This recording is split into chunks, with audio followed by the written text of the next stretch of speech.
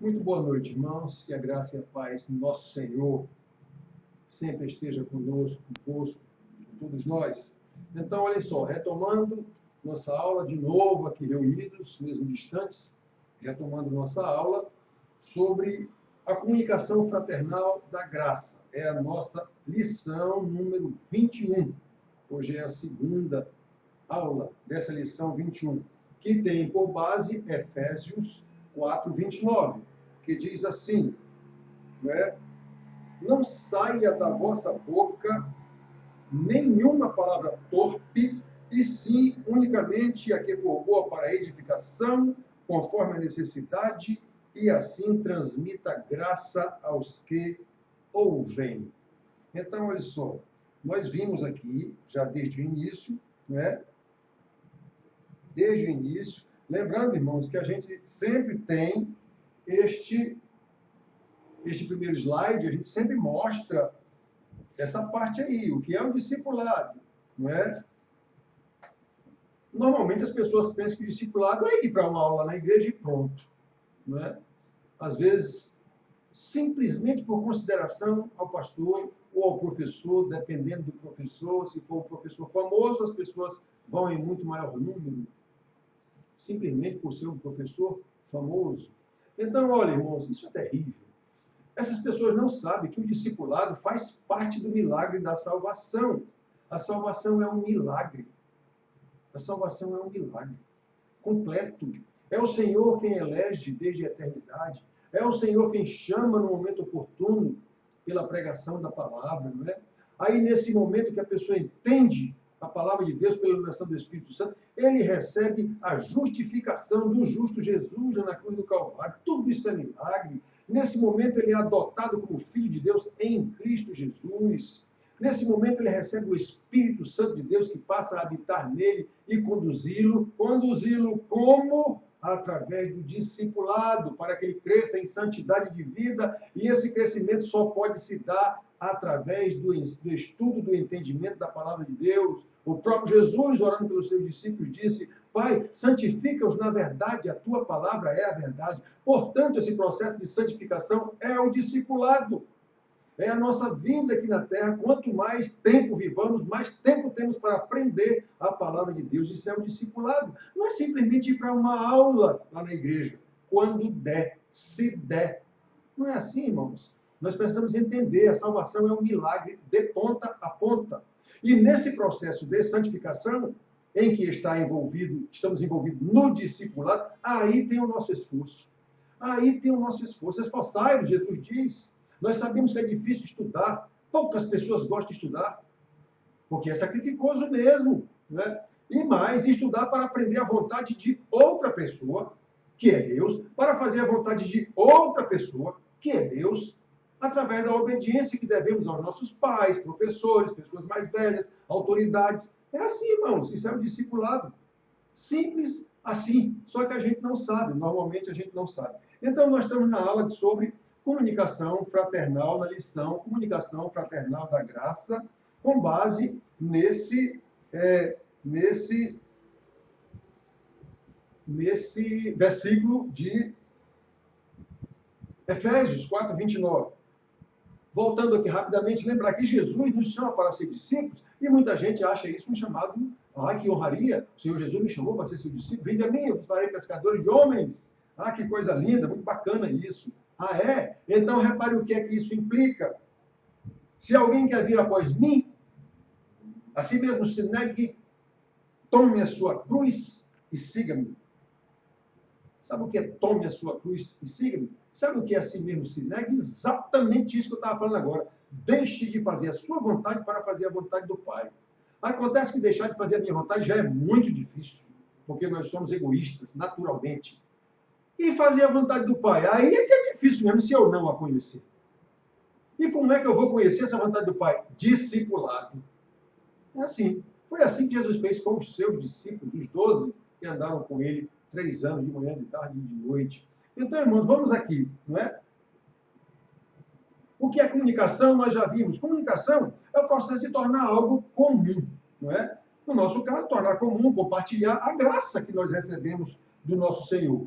Aí, só lembrando que comunicação é um dos processos em qualquer empresa, em qualquer agência, em qualquer organização. A comunicação é um dos processos, apenas um dos processos. Acontece que é o único processo que não pode ter falha, digamos assim. Porque se houver falha na comunicação, todos os outros processos, de alguma maneira, vão sofrer. Se alguém não comunicar corretamente a quem deve entregar a mercadoria, quando deve entregar, como entregar, essa mercadoria naturalmente vai ser entregue ou fora de prazo, ou fora de quantidade, ou para a pessoa errada, alguma coisa assim. Né? Então, a comunicação tem que ser perfeita. E especialmente no nosso caso, que nós estamos comunicando a graça de Deus, a graça que nos atingiu. Então, vamos para frente. Nós paramos aqui. Não é? Aqui que nós paramos.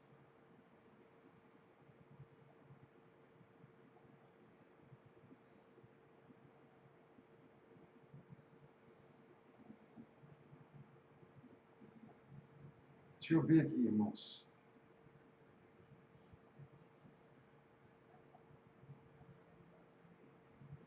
Provérbios, Eclesiastes, já vimos isso aqui, Tiago, Pedro, 1 Pedro 3, 8 a 10, foi o último texto que nós lemos, de fato foi aqui que nós paramos, não é?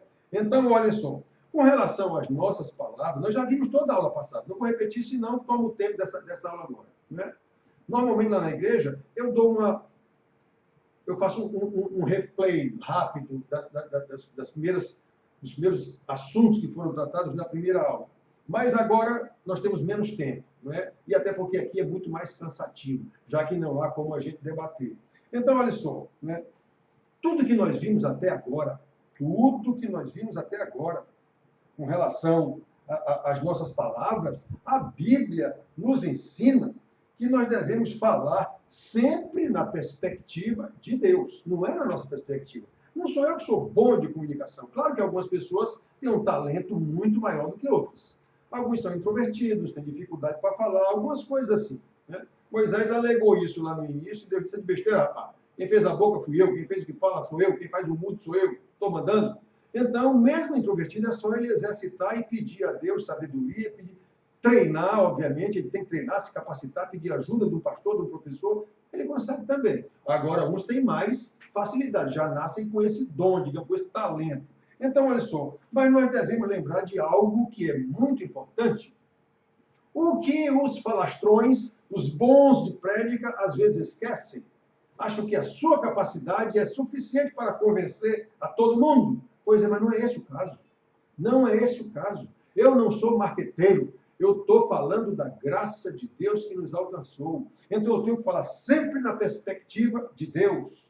Devemos pedir sabedoria, porque a palavra também nos ensina a quem nós devemos falar, não é?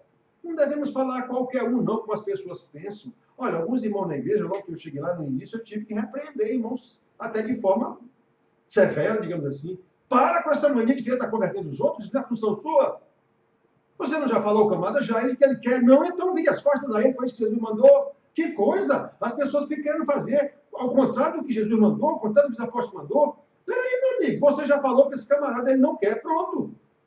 Ora, lembra do jovem rico? Foi ele que foi a Jesus. Senhor, o que farei? Jesus disse, cumpre a palavra. Eu já cumpro. Ainda te falta uma coisa. Vende teus bens, dá aos pobres e vem e segue-me. O cara virou as costas e foi embora. Jesus não disse, peraí, moço, você não entendeu direito. Venha cá, meu filho, eu amo. Deixa eu explicar direitinho como é. Não, ele virou as costas e foi embora. O chamado do Senhor Jesus não foi para ele vir. Porque o chamado do Senhor Jesus, quando é para o chamado vir, ele vem ainda que ele esteja morto de 4 dias, como foi o caso de Lázaro. O chamado de Jesus leva também consigo a vida. Leva consigo a vontade de obedecer. É o Senhor quem salva, não sou eu que me salvo. Não sou eu que resolvo obedecê-lo. Quando ele me salva, aí eu sim resolvo obedecê-lo, mas já fortalecido no Senhor e na força do seu poder. Eu já estou constrangido pelo Espírito Santo que em mim habita. Pelo amor que me salvou e eu entendi isso, o amor de Deus me salvou. Eu agora vou responder a esse amor com o mesmo amor, porque é Ele mesmo quem põe em mim tudo. Então, irmãos, a gente tem que prestar atenção a isso. Olha só, a quem falar? A quem falar? O Senhor nos ajuda. Provérbios 9, de 7 a 9, não é? Provérbios 9, de 7 a 9, Diz assim, 9. O que repreende o escarnecedor traz afronta sobre si. E o que censura o perverso, a si mesmo se injuria. Não repreendas o escarnecedor, para que te não aborreça. Repreende o sábio, e ele te amará. Dá instrução ao sábio, e ele se fará mais sábio ainda. Ensina ao justo, e ele crescerá em prudência. Irmãos, isso é sabedoria da Bíblia, isso é sabedoria do Senhor. Não repreende o escarnecedor. Isso vai trazer afronta sobre você. Você repreender o escarnecedor, ele vai dizer, como se diz aqui na parede, vai te lascar, rapaz, eu quero lá saber disso. Ou seja, você vai trazer afronta sobre você. Você é o quê? Você não sei o quê. É um escarnecedor, irmãos. O que censura o perverso, a si mesmo se injuria. Eu vou censurar o perverso, ele vai dizer meio mundo de coisa lá contra mim. Né? Então não perca tempo com isso. Não repreendas o escarnecedor para que te não aborreça. Esse aborreça da Bíblia, eu já expliquei para vocês em outra aula, é odeio. Não vá repreender o escarnecedor para que ele não te odeie. Esse aborreça aqui é sinônimo disso. Por isso, o contrário, ele diz, repreende o sábio e ele te amará. Está vendo? Amará é o contrário do não te aborreça. Então, não repreende o escarnecedor para que ele não te odeie. Repreende o sábio e este te amará. A Bíblia tem esse negócio do te aborreça e nós aqui no português entendemos errado isso. Nós pensamos que aborrecer é fazer raiva ao outro. Não. Esse aborrecer está relacionado ao agente que ele está falando. É sinônimo de odeia. O pai que não disciplina o filho, aborrece esse filho. Foi isso que eu expliquei aqui. Uma irmã ensinando lá, olha, se não repreender, o filho vai ficar aborrecido com você. Diga, epa, não é isso não. O pai que não repreende o filho, que não usa vara contra o filho, odeia esse filho. É isso que quer dizer o aborrece lá. Só que as pessoas, quando fizeram essa interpretação para nós, não perceberam isso. O verbo aborrecer na gente aqui, quase sempre está relacionado, quando eu digo que eu aborreço fulano, está dizendo que eu vou deixar fulano aborrecido. Quando na Bíblia, quando eu digo que eu aborreço fulano, isso quer dizer eu odeio fulano. Deus amou Jacó e aborreceu Esaú. É isso, Deus amou Jacó e odiou Esaú. Como odiou ficaria muito pesado também na nossa língua, ele poderia ter escrito Deus amou Jacó e não amou Esaú. Pronto, é o sinônimo de aborrecido. O pai que não repreende o filho, aborrece esse filho. Como ficaria difícil na nossa linguagem colocar odeia esse filho, deveria ter sido colocado o pai que não repreende o filho, não ama esse filho. Era assim que devia estar na nossa versão em português, tá? Então, isso foi uma falta de conhecimento, sabedoria, sei lá o que, de quem colocou esse verbo aborrecer no Velho Testamento numa situação que faz a gente interpretar errado.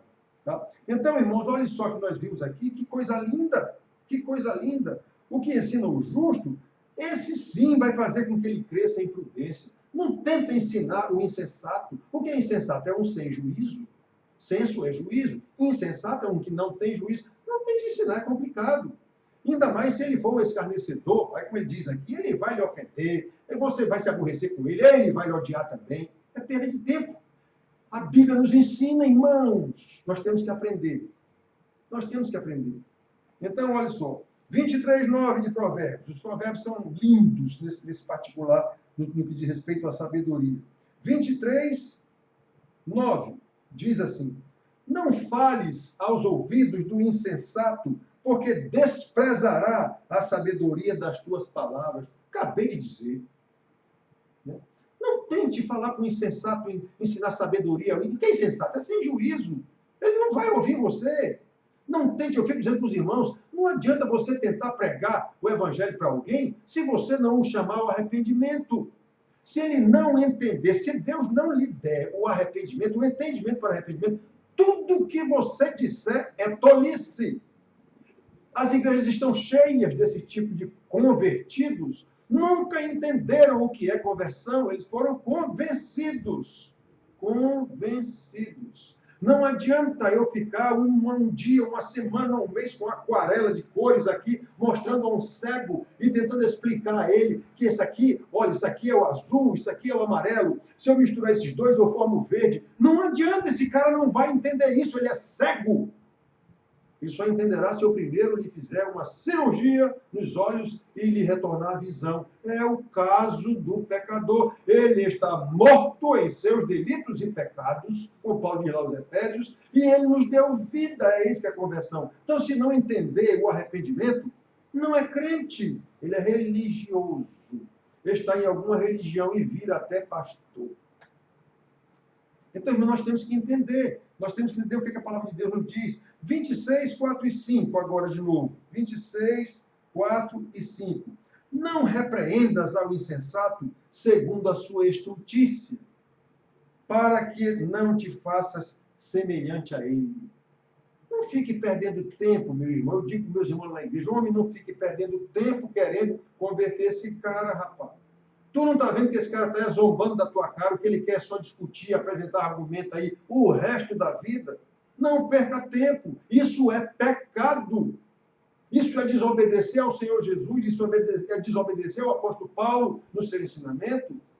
Você não já falou? Já o cara quer ouvir? Continue. Jesus mandou, não quer, vire as costas e vai embora. Isso foi o Senhor Jesus que mandou. Então nós temos que ter sabedoria. A quem eu vou falar? A quem eu vou falar? Então, a primeira vez que eu falei que eu falo de Jesus, ele se eu quero saber mais disso. Tu pode me falar mais sobre isso? É outra coisa. Agora, você fala, cara, lá, vem tu pra cá com papo de igreja, não sei o que, eu não quero saber disso, não. Acabou, meu amigo. Acabou. Se você falar para ele quem é ele, o pecador, e que Jesus é o Salvador, se ele entender isso, eu quero saber disso. E salvar de quê? Aí continue. Se não perca tempo mais. Aliás, não desobedeça ao Senhor Jesus, não desobedeça aos apóstolos. Eu tenho que falar a comunicação fraternal da graça, eu tenho que saber a quem, inclusive, falar. Então, vamos ver aqui. 26, 4 e 5, já lemos o 4. O 5, ao insensato, responde segundo a sua estultícia, para que não seja ele sábio aos seus próprios olhos. Então, irmãos, esses dois provérbios aqui, logo um atrás do outro, que são contraditórios, na primeira leitura, quase que provérbio não entra na Bíblia por causa disso aqui. Quer dizer, isso aqui foi um dos impedimentos. Isso aqui está errado, isso é loucura. Mas como quem escreveu foi Salomão, não foi assim qualquer um, não é? Então, olha o que ele diz no primeiro. Não repreendas ao insensato segundo a sua estultícia, para que não te faças semelhante a ele. O outro versículo é o seguinte. Ao insensato responde segundo a sua estultícia, para que ele não seja sábio aos seus próprios olhos. Repare que os versículos aparentemente são contraditórios, totalmente contraditórios. Mas não são, irmãos. Depende do caso, depende da hora. Tem hora que você não deve repreender o camarada segundo a sua estultícia, porque senão você vai se tornar um igual a ele. Eu estou repreendendo um cara que eu já sei que não quer repreensão coisa nenhuma. E o outro não, responde segundo a sua estultícia, dependendo de isso que você falou é tolice. Isso que você falou é tolice e eu vou lhe mostrar o que é o correto. É diferente, você só tem que saber qual é a hora que se aplica um versículo desse aqui, qual é a hora que se aplica o outro. Um não está contradizendo o outro, não. Depende da hora, depende da ocasião, depende da pessoa, inclusive. Então nós temos que ter sabedoria. O que falta para saber qual dos dois eu aplico? A sabedoria de Deus. Eu não tenho em mim mesmo sabedoria suficiente para entender o negócio daqui. Eu leio isso aqui, isso é uns doidos. Isso é uns doidos. Que Bíblia é essa, rapaz? Sabia? Eu estou aqui. Um negócio claramente um versículo contradizendo o outro, na mesma hora. Em seguida, logo. Não é bem assim. Vamos entender o que são os provérbios. Para começar, os provérbios, na maioria das vezes, não são mandamento nenhum. Eles são provérbios. Eles ensinam sabedoria. Eles ensinam como agir em alguma situação. Detalhe, essa situação era lá 2.000 anos, 4.000 anos atrás, sei lá quanto. Eu tenho que entender como se apresenta a situação hoje e como é que eu vou usar esse provérbio nos dias de hoje. Alguns deles, a pessoa é totalmente incapacitada de entender, porque não existe na nossa situação hoje essa situação que aconteceu lá para dar origem a esse provérbio. Então, nós temos que entender isso. Não é?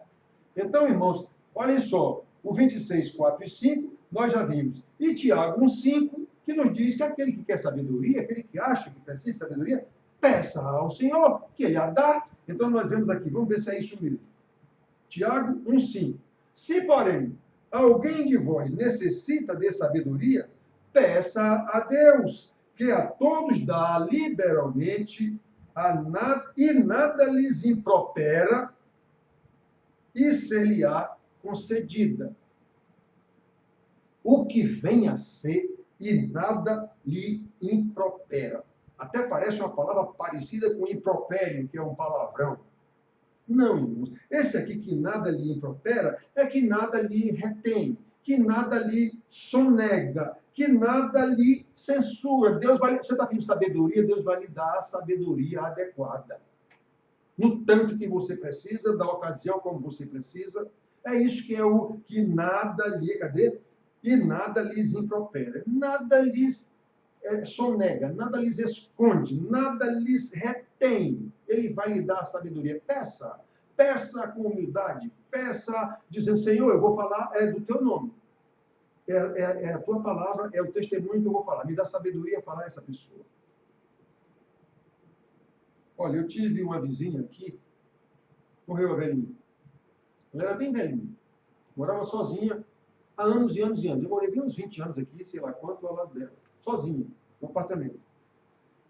Parente de um senador daqui da República, daqui da Paraíba, um prefeito.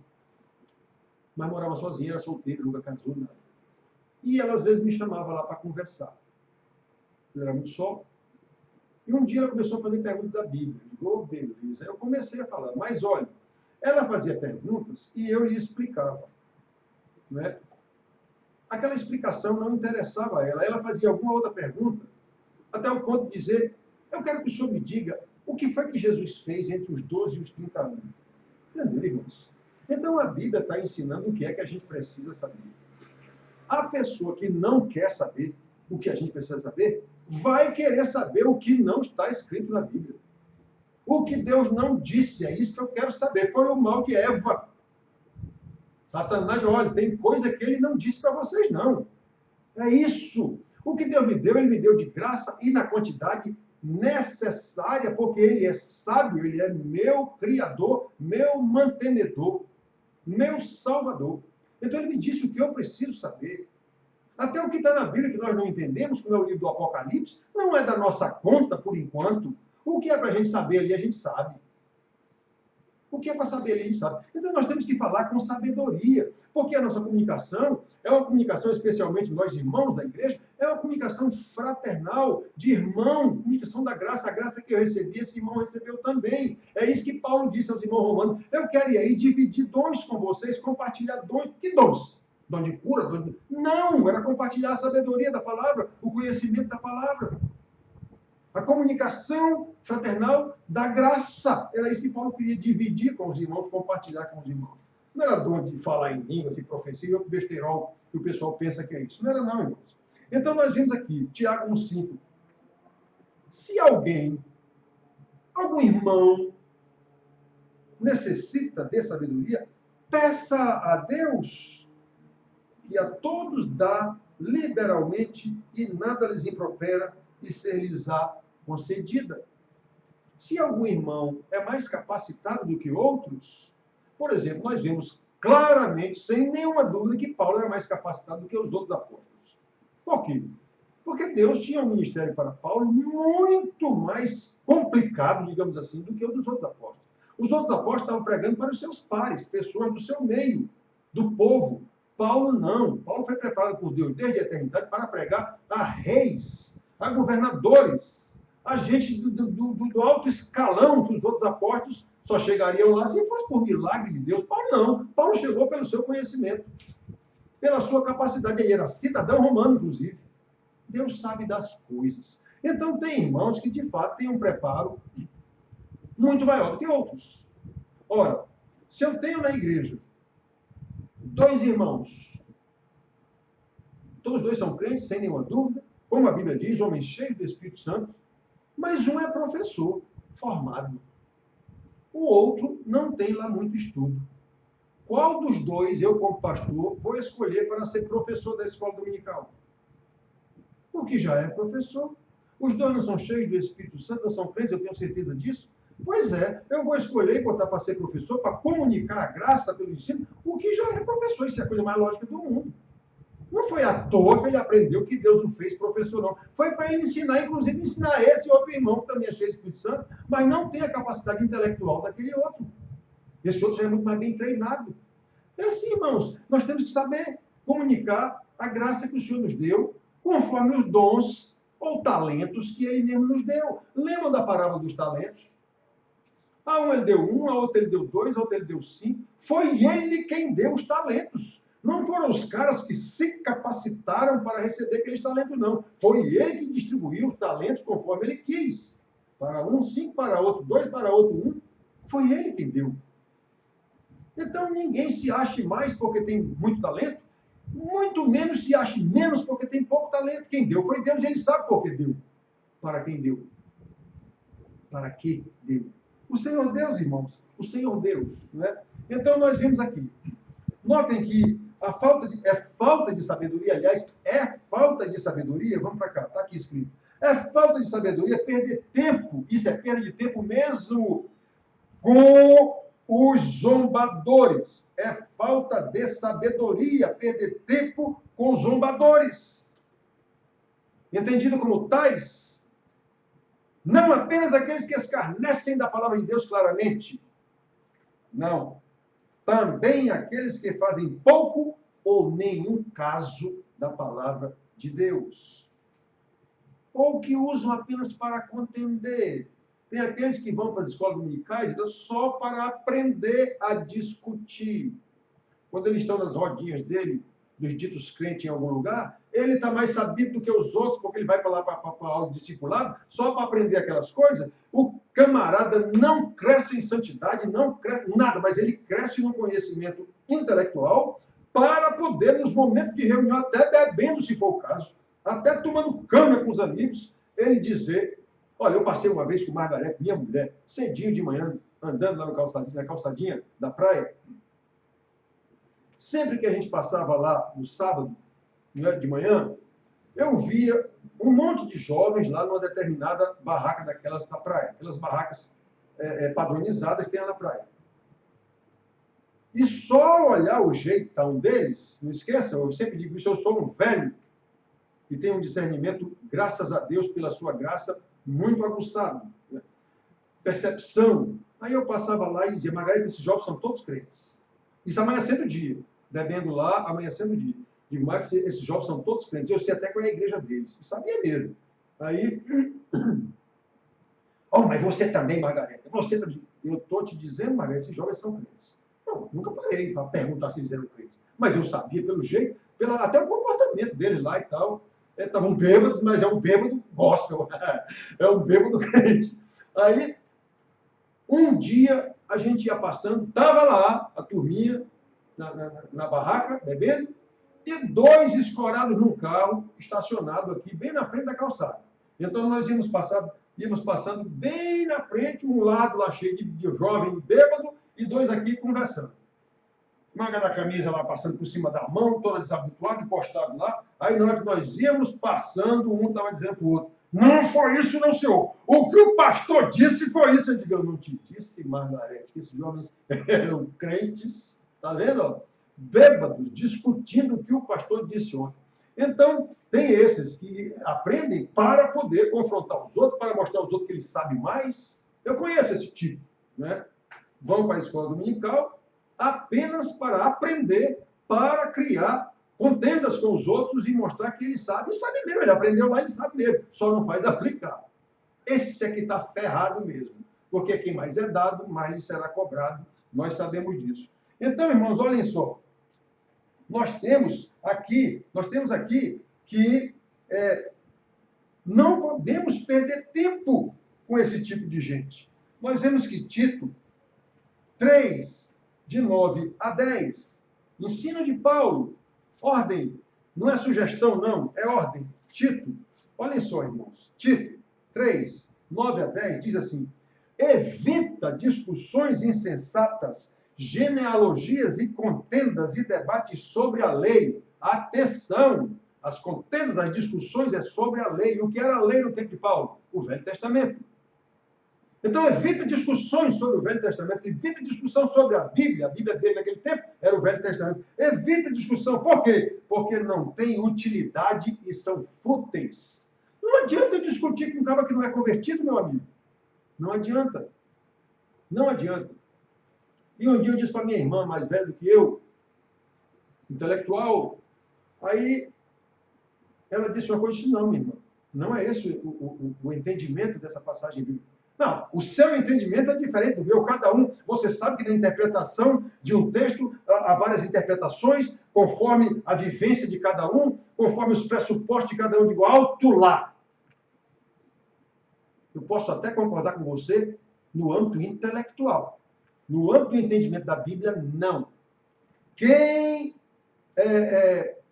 inspirou a palavra foi o Espírito Santo, o mesmo Espírito que nos dá o entendimento.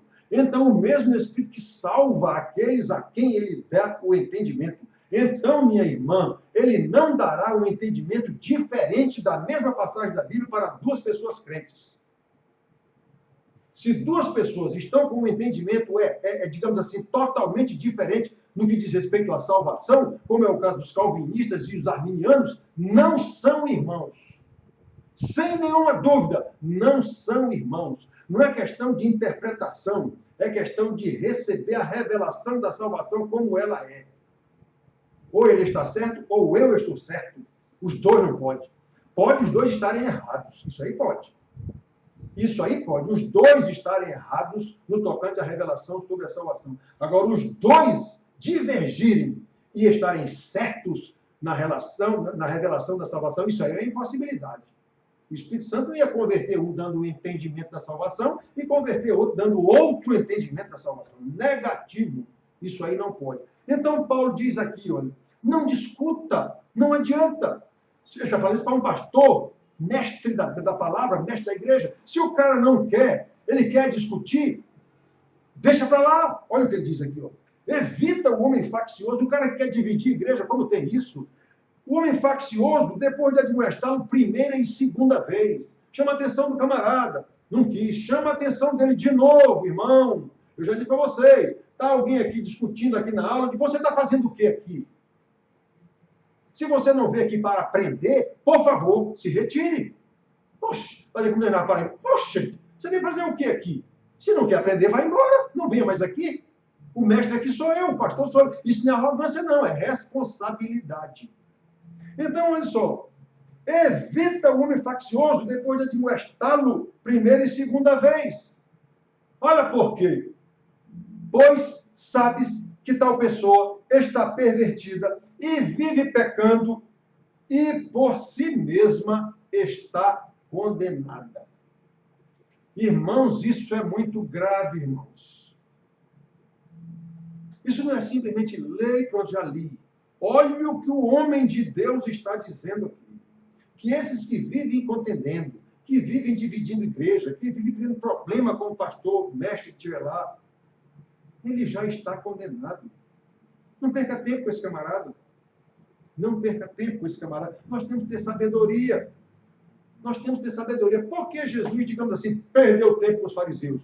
Porque ele estava ensinando os seus discípulos no momento em que ele mostrava um contraponto ao que os fariseus diziam. Eles eram os mestres de Israel. Jesus era um João Ninguém. Filho de Zé e Maria, como se diz na Paraíba. Nascido em Nazaré, uma vilarejo de 300 pessoas. Esse cara é quem mesmo? Os fariseus eram doutores.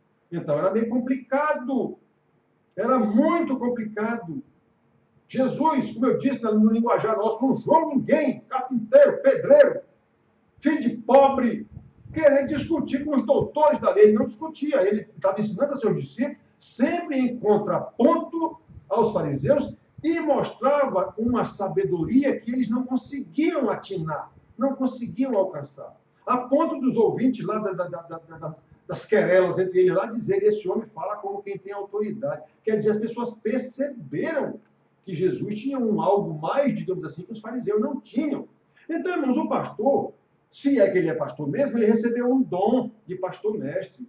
Esse dom levou-o a estudar, se esforçar, se formar, se especializar, fazer mestrado, o que for. Um camarada desse, ele não faz para dizer que eu sou doutor, não. Se ele for pastor mesmo, ele faz porque ele precisa saber muito mais para ensinar melhor. para ser mais... É o meu caso. Por que eu estudo tanto? Para poder saber ensinar vocês. Se eu vou ensinar a mim mesmo, eu vou aparecer para quem? Eu sequer aceito convite para pregar em outra igreja, para dizer, eu não aceito isso. Para ninguém ficar me engrandecendo. Eu ensino a vocês. Então, irmão, nós temos que prestar muita atenção. O camarada, quando começa a querer ser pastor do mundo todo, como nós vemos, ele passa a ser simplesmente um vendedor de livros. Ele passa a ser um popstar, que é chamado para tudo quanto é congresso, tudo quanto é palestra. As pessoas vão por causa dele e não por causa do ensino. Isso é muito complicado, nós temos que ter muito cuidado com isso. Os pastores, meus colegas de presbitério, que me convidam para pregar nas suas igrejas, eu digo, por que eu vou pregar na sua igreja?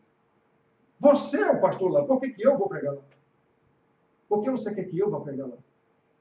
É uma novidade. Isso é uma jogada, uma astúcia psicológica. Ah, os irmãos ficam satisfeitos de ver um outro pastor não sei quem. Mas o mestre lá é você, o pastor lá é você. Ensine lá na sua igreja, que eu ensino na minha. Agora, se você está doente, ou não tem alguém capacitado para fazer uma determinada explanação lá, aí é outra história. Aí é outra história. Mas simplesmente, pastor, o senhor pode vir pregar aqui hoje? Digo, e o irmão está para onde? Não, eu estou aqui. Digo, então pregue aí. Pregue na sua igreja, ensine na sua igreja. Eu, normalmente, para dar aula, eu procuro ir. Irmão, você pode me dar uma aula aqui sobre tal coisa assim?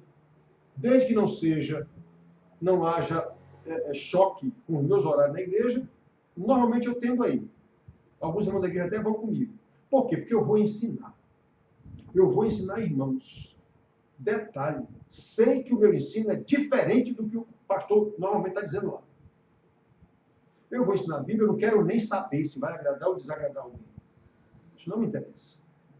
E às vezes o pastor da igreja, ele trabalha lá uma vida inteira para agradar os irmãos, senão os irmãos vão embora. Infelizmente. Vocês sabem que eu não sou assim.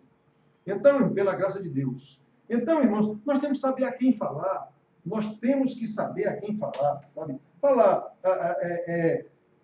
como nós já vimos aqui, nós devemos pedir sabedoria a Deus, sabedoria que Deus mesmo nos dá para falar até onde é para falar, depois daquilo não perca mais tempo, é ordem, não é conselho, né? E a palavra nos manda que falemos tudo aquilo que vimos lá no primeiro parágrafo, que devemos falar a verdade em amor, como o Senhor Jesus mandou, não é? Falando tudo quanto vos tenho ordenado, nem mais, nem menos. Não subtraia nada com temor de ofender alguém, nem acrescente nada querendo agradar alguém. Infelizmente, assim age a grande maioria dos pastores. Pelo menos os que eu conheço e vejo na televisão em qualquer canto. São raríssimos os pastores que ensinam sem estar preocupados se vão estar agradando ou desagradando a alguém. Como Deus mandou aos seus profetas, como Jesus mandou aos seus apóstolos, como Paulo manda a Timóteo, prega, insta, corrige, repreende. Não interessa se vão gostar ou não. É isso que quer dizer, quer seja oportuno, quer não. Os pobres pentecostais pensam que esse quer seja oportuno, quer não, é que você pode ser inoportuno, de chegar na casa de uma pessoa em horário inoportuno, uma hora da tarde, como ela dormindo da certa, você bate na porta do cara para ir evangelizar o cara. Eles entendem, não tem negócio de ser inoportuno, não. Não é esse o entendimento ali. O entendimento ali, quando Paulo diz quer seja oportuno, quer não, quer os irmãos gostem de ouvir ou não o que você está dizendo. É isso que quer dizer que ele quer seja oportuno ou não. Quer eles gostem, quer não gostem do que você está dizendo. Irmãos, esse é um ensinamento bíblico. Então, vocês sabem, os meus irmãos da nossa igrejinha sabem. Eu não estou nem um pouco interessado em agradar ninguém. Eu não estou nem um pouco preocupado se a minha palavra vai ferir alguém. A palavra é espada. Espada de dois gumes. Pronta, meus irmãos, pronta para ferir, se for o caso. Porque a palavra de Deus é viva e eficaz e mais cortante do que qualquer espada de dois gumes e penetra até o ponto de dividir alma e espírito, juntas e medulas, e apta para discernir os pensamentos e propósitos do coração. E não há criatura que não seja manifesta na sua presença. Pelo contrário, todas as coisas estão encobertas e patentes aos olhos daquele descobertas e patentes aos olhos daquele a quem temos que prestar contas. Um dia, numa pregação, eu falei de Romanos 8,16, que diz que o Espírito do Senhor testifica com o nosso Espírito que nós somos crentes. Aí, terminou o culto, eu estava vindo para casa com minha mulher, tocou o celular. Naquela época ainda não era proibido atender celular no trânsito, não havia lei que dizia isso, então eu atendi devagar. E foi, irmã, pastor, eu não vou mais para a igreja. Digo, gente, e por quê? Porque o senhor disse que eu não sou filho de Deus. De comer o negócio? Comer o negócio, minha irmã? O senhor disse lá que o Espírito testifica com o nosso Espírito que nós somos filhos de Deus, e isso não acontece comigo. O Espírito não testifica comigo que eu sou filho de Deus. Então o senhor disse lá que eu não sou filho de Deus. Eu digo, eu não disse nada. Eu citei um versículo. Se a irmã está dizendo que esse versículo diz que a irmã não é filha de Deus, então isso é com você. Se quiser, eu lhe explico direito, eu vou tentar. Ela é crente desde criança. Isso é uma moça da minha idade, na época, 50 anos, sei lá quanto. Eu digo, olha, a gente pode até conversar esse respeito. Não, não vou mais não. Eu digo, então, pronto. Seja bem-ida. Fazer como Jesus com o jovem rico. Seja bem-ida. A que igreja eu devo ir, pastor? Eu digo, olha, das que eu conheço aqui, das igrejas que eu conheço aqui, eu só conheço um pastor que eu lhe indico. É um pastor congregacional, inclusive.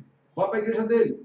É perto de onde você vai morar, que você está dizendo que você vai se mudar também, então pronto. Vá para a igreja dele, é um pastor congregacional. É o único aqui que eu conheço que ensina a palavra de Deus, sem firula, sem balangandã, sem lantejola. Vá para lá. E ela foi. Ela foi para lá. Até um tempo, agora há pouco tempo ela estava lá. Aí resolveu que ia fazer missões, não sei o quê, sumiu, ninguém deu mais notícia dela. Um dia eu encontrei o tal pastor e ele me perguntou, o senhor me dá notícia de fulano? Eu digo, não. A última notícia que eu tenho, ela estava lá com o senhor, então, pois ela sumiu. Então pronto. Seja sumido. Então, irmãos, reparem bem, o senhor disse que eu não sou salvo. Digo, eu? Pois é, irmãos, então preste atenção.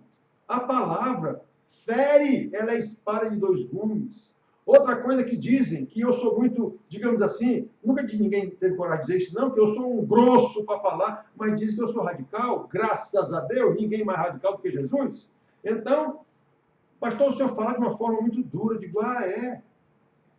Então, vamos dar dois exemplos para vocês aqui.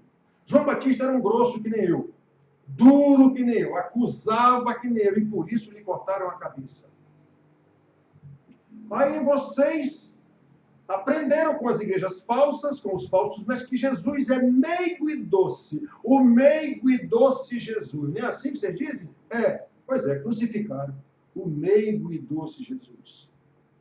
Mataram João porque ele era grosso. Por que mataram o meigo e doce? Pela palavra que eles diziam. Não é a forma.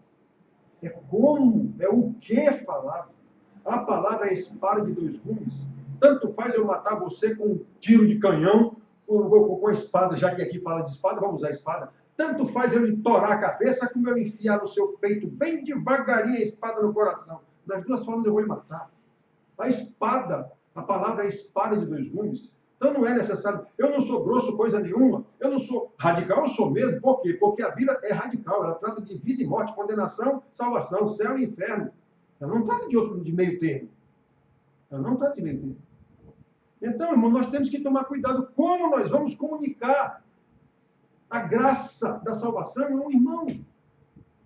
Ou mesmo que não seja um irmão, com quem eu vou falar, o que vou falar. Nesse caso, até como e quando. Como na primeira vez que eu discutir, peraí.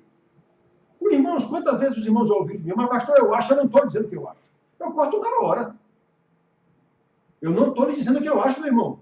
Eu estou lhe dizendo o que a Bíblia diz, o que o Senhor diz. Sim, mas eu acho que o que você acha vai levar você para o inferno. Não interessa o que você acha. O seu achismo é subjetivo, é seu. O que eu estou lhe dizendo não é meu, é de Deus, é a palavra de Deus, é eterna, é objetiva. Então nós temos que saber isso, irmão. Tudo isso nós temos que saber. A tal história do meigo e doce, eu tenho que ser educado. Sim, eu tenho que ser educado, não posso ser falso. Não posso ser leviano. Não posso ser leviano. Né? Então aqui está dizendo, irmãos, nós precisamos comunicar apenas a quem é receptivo. Eu tenho que ter sabedoria, diz Jesus disse. Quando ele ensinou o seu discípulo, mandou pregar, ele disse, olha, vão, Entrem na casa, quando vocês chegarem lá, se forem receptivos, fiquem lá, comam do que eles tiverem e ensinem esses camaradas. Se não forem receptivos, saiam, vão para outra casa. Cidade, se não receberam vocês na cidade, saiam, batam até o pó dos pés quando chegarem lá na saída da cidade. Isso são ordens de Jesus aos seus discípulos. Nós não dizemos que somos discípulos de Jesus. Eu acho interessante esses pastores dizer que são discípulos de Jesus, Jesus deu poder, e o que Jesus mandou fazer não fazem. Só o que é interessante. Só o que me dá poder, só o que me dá, pronto, eu sou pastor. Jesus me mandou fazer isso. Sim, colega. Só o que lhe interessa é que você disse que Jesus mandou fazer. E o que não lhe interessa? Como é que fica? Eu já estive conversando com a irmã, madura na fé. Madura na fé. Mulher de Deus, como se diz. E mostra, não, pastor, irmã, olha, aqui está... Ah, pastor, mas quer dizer que isso aqui não serve? Só serve o que lhe interessa, irmã. Olha o que está dizendo. Isso se aplica como uma luva no que nós estamos conversando aqui. Mas não agrada a irmã, não é? Então não serve. Tenha paciência, irmã. Nós não podemos ter uma Bíblia para cada um. Então, é preciso comunicar a verdade. A verdade. Fazer agora, como dizia Collor, no seu espanhol perfeito, duela a quem duela. Imagina o Collor. Collor, o nosso presidente. Presidente do Brasil tem cada uma. Collor disse essa pérola. Então, que nós comuniquemos a quem é receptivo, especialmente aqueles que necessitam de maior conhecimento da graça salvadora, discipular. Paulo disse lá que eu sei que vocês estão cheios de conhecimento para vos admoestardes uns aos outros. Em Gálatas ele disse a mesma coisa. Em Hebreus ele diz a mesma coisa, que a gente levante os ombros descaídos, os joelhos trôpegos. Ou seja, isso não é pegar um cara e sair carregando o ombro, não. É ensinar. Esse cara está fraquejando na fé, eu tenho que servir de suporte para ele, dar suporte a esse irmão. É isso. Por isso eu tenho que estar preparado. Então, irmãos, olhem só. O conforto, a restauração, se for necessário, nós vimos na aula passada, na lição passada, aliás, disciplina e restauração. A própria lição da escola dominical passada era a igreja restauradora, com base lá em Coríntios, né? Quando eu preparei essas aulas e das aulas para vocês, eu nem atinei, digamos assim, que a escola dominical, ensinada pelo presbítero Daniel, estava tratando, aquela lição estava tratando disso, igreja restauradora, eu nem sabia. Quer dizer, o que eu estava ensinando à noite era mais ou menos o mesmo assunto que Daniel estava ensinando na escola dominical, e uma serviu de complemento ao outro, não é? Então, irmãos, nós precisamos saber, Jesus mandou, Mateus 28, 19, é isso? 29? Deixa eu ver aqui. Mateus, finalzinho. Lá no final, né? Jesus diz, Mateus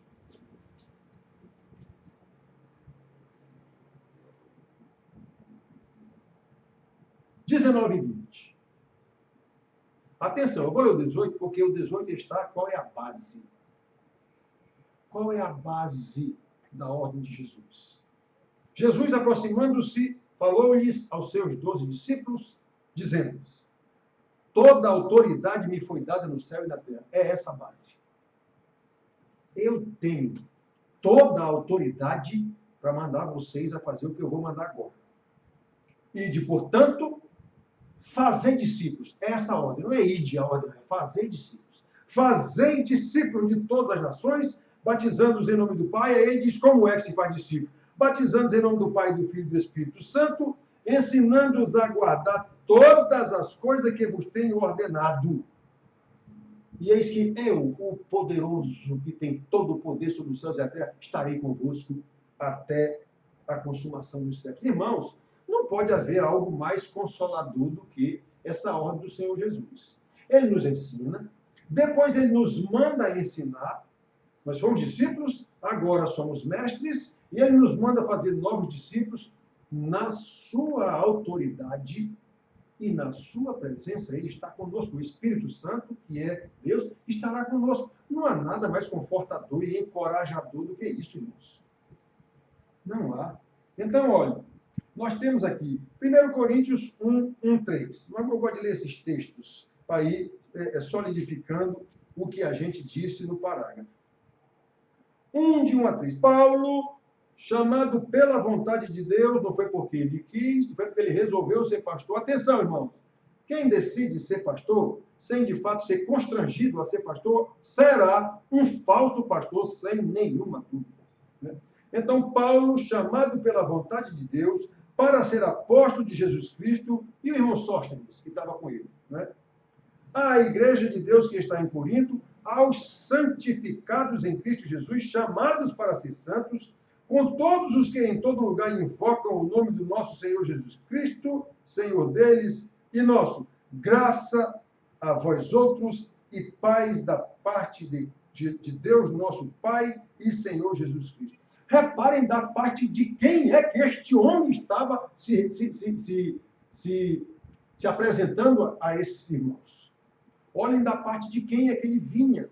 O que é que ele ia dizer para esses irmãos? Com ordem de quem? No poder de quem? O homem diz aqui, não sei quantas vezes.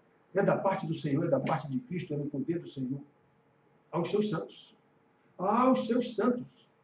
Essas cartas, irmãos, eu tenho dito a vocês, são cartas discipuladoras, cartas disciplinadoras. As cartas apostólicas não têm nenhuma intenção nelas de converter ninguém. Elas são cartas escritas a igrejas, pessoas supostamente, pelo menos, convertidas. Elas não tentam converter ninguém. Elas tentam disciplinar, se for o caso, a igreja de Corinto, todas elas quase, Paulo manda censuras severas e ensinamentos severos, e discipular. São pessoas que ele fundou aquela igreja, passou lá algum tempo, e depois agora ele está ensinando esses irmãos por carta, até porque teve notícia que o negócio lá estava degringolando. Comunicação fraternal da graça. Olha como Paulo é violento, digamos assim. Aos Gálatas ele já entra de sola. Ó Gálatas insensatos! Quem vos constrangiu, como diz os meninos, a voltar de marchar ré para trás? Né? Então, no linguajar muito bem paraibano, ó Gálatas abestados! Ó bando de Gálatas lesos! Como a gente diz aqui. É desse jeito que vamos se dirigir aos irmãos lá. É desse jeito. Então, irmãos, eu não estou dizendo que a gente deve fazer assim, mas é que, às vezes, a repreensão tem que ser áspera. Precisa ser áspera, dependendo da situação. E isso tudo faz parte da comunicação fraternal da graça. Ora, eu não posso repreender um filho, ou até castigar um filho, como a Bíblia manda, usar vara, e se usar vara é um castigo físico. Eu não posso fazer isso fazendo de conta um chinelinho, Eu não sou gay. Vou terminar criando um menino um gay se eu fizer isso. Então, repreenda com severidade, de acordo com o que o caso requer. Isso é comunicação fraternal da graça. Nós temos que tomar cuidado, irmãos. Cuidado. 2 Coríntios 5, 18, 20. De novo, Paulo aos Coríntios. Esses coríntios deram muito trabalho ao povo do Paulo. Meu Deus do céu. 2 Coríntios 5, 18 a 20. Ele diz assim: ora, tudo provém de Deus, que nos reconciliou consigo mesmo por meio de Cristo e nos deu o ministério da reconciliação. Atenção, olhe qual é a base. Provém de Deus. O que eu tenho para dar para vocês foi de Deus. Foi Ele que me reconciliou consigo mesmo. E agora Ele me deu esse ministério da reconciliação. É isso que eu estou fazendo com vocês. Agora. Tem gente que lê isso aqui. Isso aqui está escrito para nós. Tá, não. Paulo está dizendo que ele está se referindo a ele e aos coríntios, naquele contexto. Agora, como é ensinamento bíblico, eu uso isso e aplico isso a mim na medida do que for necessário no contexto. Isso aqui não foi escrito para mim, coisa nenhuma. Isso foi escrito por Paulo aos coríntios. Como é a palavra de Deus, ela é eterna, aí eu aplico esse conhecimento e esse ensinamento a mim. Eu não posso dizer, eu não sou Paulo. Os irmãos não são coríntios. A gente só tem que ver qual é a nossa realidade e como é que nós aplicamos o ensinamento de Deus aqui a nós. Então ele diz assim, ele nos deu esse ministério. Nos deu quem que ele está falando aqui? Nos deu a nós, apóstolos. Quem escreveu essa carta aqui? Paulo, apóstolo de Jesus, e o irmão Timóteo. Então esse nós que ele está falando aí, é ele e Timóteo. No mínimo. Ele pode estar se referindo a todos os apóstolos, a Lucas também, ou quem quer que andava com ele. Mas, no mínimo, ele está se referindo a ele e a Timóteo, que foram os dois que subscreveram, digamos assim, que emitiram, como ele disse, eu, Paulo e Timóteo, meu irmão, foram eles dois que mandaram essa carta. Então ele diz aqui, ele nos deu a saber, esse ministério ele deu a nós a saber que Deus estava em Cristo, reconciliando consigo mesmo, não imputando aos homens transgressões, e nos confiou, nós quem? Eu e Timóteo, no caso, nos confiou a palavra da reconciliação. De sorte que somos quem? Eu e Timóteo, que escrevi na carta, somos embaixadores em nome de Cristo, como se Deus exortasse por nosso intermédio. Em nome de Cristo, pois, rogamos que vos reconcilieis com Cristo. Está vendo? Ele e Timóteo estão dizendo que foram reconciliados com Cristo. Por Deus lhe deu essa graça. E agora deu a eles o ministério da reconciliação. Por isso eles estão ensinando aos coríntios. E no final adverte, por isso nós advertimos a vocês que vos reconcilieis com Cristo. Era Paulo e Timóteo escrevendo aos coríntios. Aí é a palavra de Deus, então isso se aplica em alguma medida e de alguma forma a mim. Eu, como pastor, estou dizendo para vocês, irmão, Deus me reconciliou com ele. E me deu esse ministério da reconciliação. Por isso, agora eu vos admoesto que vos reconcilieis com Cristo. Quantas vezes eu chamo vocês ao arrependimento na igreja? Especialmente por causa do relacionamento conjugal fuleira e da criação, consequentemente, fuleira dada aos filhos. Vocês sabem o quanto eu repreendo isso? E tudo isso é comunicação fraternal da graça. Ah, meus queridos, nós temos que prestar muita atenção. 1 Pedro 3,15, que o homem diz, eu falei isso, deixa eu ver se a gente já mudou aqui, para vocês acompanharem aí. Já. Então, o que eu disse na pregação de ontem, irmãos, vocês não veem na Bíblia, no Novo Testamento, Paulo, Pedro, João, ninguém orando ou fazendo jejum e oração para os irmãos melhorarem de vida, para os irmãos deixarem de ser perseguidos, para os irmãos deixarem de ser massacrados em postes, crucificados, queimados em fogueira, decepados, enforcados, tudo isso era feito com os crentes, os cristãos. Ser cristão naquela época era ser um herege. Por quê? Porque o Cristo deles foi um herege que morreu crucificado, era essa a realidade da época para o mundo. Então, irmãos, você não vê Pedro, Paulo, João dizendo, irmãos, façam jejum e oração aí para ver se Nero amansa. Não tem isso. Ele diz o tempo todo que vocês cresçam no conhecimento da graça. Isso é comunicação fraternal da graça. Que vocês cresçam no conhecimento do Senhor. Pedro chega a dizer que nesse versículo, vamos citar, que você não estranheis o fogo ardente que há entre vós. Fogo ardente é fogo que queima, todo mundo sabe disso. Porque tem fogo que é mais leve, tem fogo que é mais quente. Né? Então ele diz, não estranheis. Vocês estão sendo queimados. Não estranhem isso, não. Não estranheis. Antes, estejais sempre preparados a responder a todo aquele que vos pedir razão da esperança que é em vós. Ou seja, cresçam no conhecimento do Senhor, que vocês vão morrer na fogueira lá, dizendo quem é esse seu Senhor. Eu não sei se foi Policarpo, qual foi um dos discípulos, inclusive foi o discípulo de João, diz a história, que morreu e o camarada era amigo dele, não queria, rapaz, homem, nega esse Jesus, rapaz. A gente não quer te matar, não.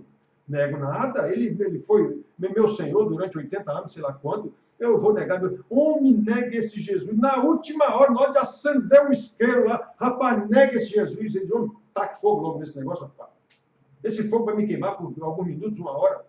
Pior é o fogo do inferno que queimará eternamente. Então, eu sei em quem tenho crido, como Paulo diz. É isso, irmãos. Comunicação maravilhosa da graça. E esse último versículo, 1 Pedro 3,15, né? Ele nos remete de volta ao início da lição que nós temos que falar sempre a verdade em amor. A quem nós devemos falar, quando devemos falar, até chegarmos, não é, naqueles a quem nós não devemos perder tempo. A própria Bíblia nos ensina. Aqueles que não querem comunhão em obediência à palavra, mas apenas contender, apenas zombar, apenas escarnecer, ou então simplesmente fazer pouco da palavra de Deus. Ah, isso aí, pastor, isso aí é o quê, meu irmão? Isso aí é a palavra de Deus. Eu já ouvi isso de pelo menos 2 irmãos da igreja, falando um homem e uma mulher. Ah, pastor, isso aí era antigamente, falando sobre criar filho, isso aí não se aplica mais. Isso aí é a palavra de Deus, não se aplica mais, não é? E outro com relação ao casamento. Irmão, presta atenção, pastor, isso aí o quê? Isso aí é a palavra de Deus. Então, eles são zombadores da palavra de Deus. São pessoas que consideram a palavra de Deus como algo vulgar, banal. Isso aí, pastor, isso não vale mais não. Isso era para aquela época. Meu Deus do céu. Então, irmãos, esses têm que ser repreendidos severamente. Então, e isso é a comunicação fraternal da graça. Nós temos que entender essas coisas, queridos irmãos. Precisamos entender. Vamos ficando por aqui, nessa aula de hoje, e na próxima segunda-feira nós continuaremos. Que Deus nos abençoe, que Deus nos conceda graça, de nos dar força para estudar, porque não é bom estudar, é sacrificoso, todos nós sabemos disso. Poucas pessoas gostam de estudar, mas bote poucas nisso. Vocês do tempo de estudante devem lembrar disso. Na sala de aula tinha 3, 4 aqueles que sentam nas primeiras cadeiras que querem estudar. O resto fica tudo jogando papel nos outros lá para trás. Vocês devem lembrar disso, né? Então, pois é, eu sempre fui um desses da primeira fileira. Então, eu gosto de estudar. Então, irmãos, a gente, mas normalmente não é agradável. Então, vamos pedir a Deus graça. Deus nos dê graça. Lembra que diz, quem quer sabedoria, peça sabedoria? Senhor, eu não tenho sido sábio, eu não tenho tido vontade de estudar a tua palavra. Me ajuda, Senhor, me ajuda. Eu preciso aprender. Para quê? Para crescer em santidade de vida. E no nosso contexto aqui, para quê? Para que eu possa instruir a outros irmãos que porventura saibam menos do que eu, ou que estejam mais fracos do que eu. Que eu seja um desses que Paulo disse, eu estou certo que vocês estão capacitados a admoestar uns aos outros. E a gente deve lembrar, irmãos, que sempre devemos fazer isso para louvor da glória do nosso Senhor. Amém.